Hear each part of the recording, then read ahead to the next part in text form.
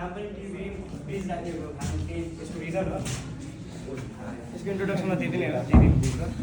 यसको कम्पोनेन्ट्समा के छ भन्दाखेरि फिगरबाट बुझ्न खोज्छौँ हामीहरू। फिगरमा देख्न सक्छौँ सुरुमा डेस्क स्ल्याब छ। डेस्क स्ल्याब भनेको माथि गाडी घुम्ने यो रोड अथवा बाटो हुन्छ, यसमा चाहिँ कन्क्रिटको लेयर हुन्छ 250 mm देखि 300 mm सम्म यसको थिकनेस हुने गर्छ र यसको माथि चाहिँ एउटा वेयरिङ पनि लगाएको हुन्छ, वेयरिङ कोर्स भन्ने। त्यो चाहिँ अब राइडिङ इन्हान्समेन्टको लागि पनि हुन्छ।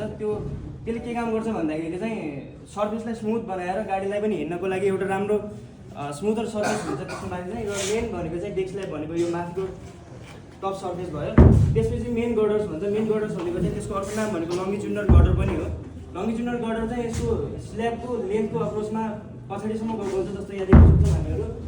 यो चाहिँ हाम्रो पछाडितिर गइरहेको यो चाहिँ हाम्रो मेन गर्डर्सहरू हो र यसैको पर्पेन्डिकुलरमा चाहिँ जस्तो यसको यो लेन्थ छ भने यसको पर्पेन्डिकुलर यस्तोमा गएको भनेको चाहिँ हाम्रो क्रस गर्डर भन्ने पनि हुन्छ। क्रस गर्डर चाहिँ 90 डिग्रीमा अलाइनमेन्ट हुन्छ मेन गर्डर्सको।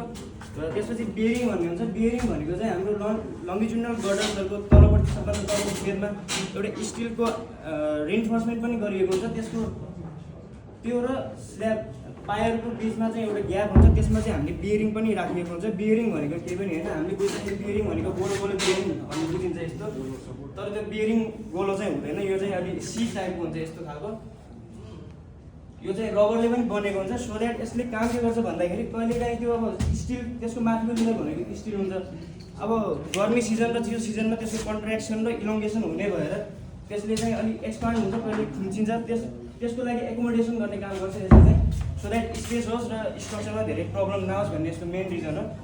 र त्यसै गरी अर्को भनेको पायर्स भनिन्छ। पायर्समा पनि यसको यो चाहिँ पायर क्याप भनिन्छ, त्यसमा तलको बडीलाई पायर भनिन्छ।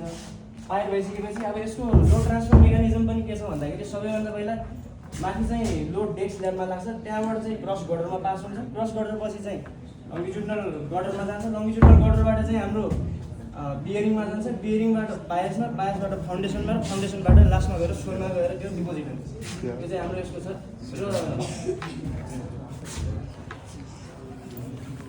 र यो चाहिँ हाम्रो ब्रिज डेकको एउटा सेक्सन हो। यसलाई म अझ फर्दर सिम्प्लिफाइड वेमा तपाईँहरूलाई कुनै कुनै कम्पोनेन्ट्सहरूको सेक्सन यहाँ बनाएर देखाइदिन्छु, बुझ्नलाई सजिलो हुन्छ। जस्तो त्यसको टप भ्यू हेर्दाखेरि चाहिँ हाम्रो कस्तो हुन्छ भन्दाखेरि यो सबैभन्दा माथिको यो डेस्क स्ल्याब भयो। डेस्क स्ल्याब यसको यदि यो लेन्थ हो भनेपछि यसको लेन्थ हो भने यो टप भ्यूबाट देखाइरहेको छु मैले।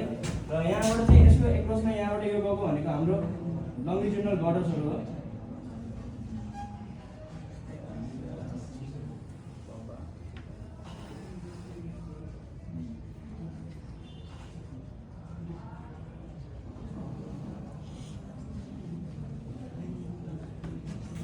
यो डटेड लाइन किन गरेँ भन्दाखेरि यसको तलपट्टिको यो माथिबाट छेकिएको हुन्छ, त्यसको लागि मैले डटेड लाइन गरिदिएको छु। यो चाहिँ हाम्रो लङ्गिट्युडनल गर्डरहरू भयो। र यसको लेन्थ चाहिँ स्पेसिङ चाहिँ हाम्रो 3.5 देखि 5 मिटरसम्म पनि राख्ने गरिएको हुन्छ। सरी 2 देखि 2.5 मिटरसम्म चाहिँ राख्ने गरिएको हुन्छ। र यसैको पर्पेन्डिकुलर एप्रोचमा चाहिँ हाम्रो यस्तो क्रस गर्डरहरू आउँछ। यस्तो यो डटेड लाइनहरू क्रस गर्डर हो। र यो क्रस गर्डरहरूको पनि बिचको स्पेसिङ चाहिँ यहाँदेखि कम्तीमा पनि 3.5 देखि 5 मिटर राख्ने गरिएको हुन्छ।